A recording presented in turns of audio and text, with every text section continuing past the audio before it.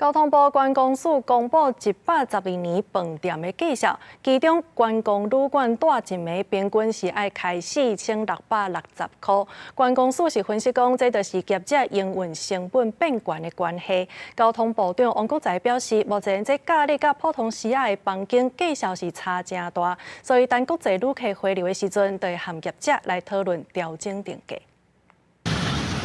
国内旅宿住暝人次恢复到疫情之前的水准。观光署统计112年住暝人客有甲7983万3000人次，比108年疫情之前增加差不多2万人次。住暝绩效持续咧起，观光旅馆住暝一晚平均4660块，比前一年起12.08%。一般旅馆的房间平均是2671块，比前一年起7.75%。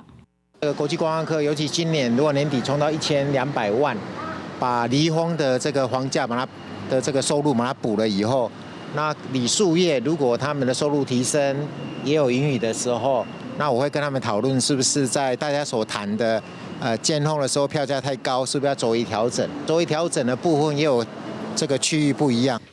交通部表示，目前住暝绩效伫尖峰甲离峰的时段是差真济，所以业者敢若会当靠尖峰的绩效来补平常时仔的。目前全力拼国际旅客回流。观光署分析，国民旅游的市场渐渐分众化，加上疫情了后，各项营运的成本加悬，嘛是造成住暝绩效一直起的原因。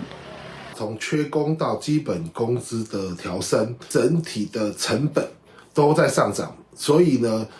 这个要回去到以前的这个消费水平，几乎是不可能。针对住暝绩效创下新高，旅游业嘛呼吁政府都要重视各行各业欠工的问题，要迎接国际观光客，接待量才有够。记者综合报道。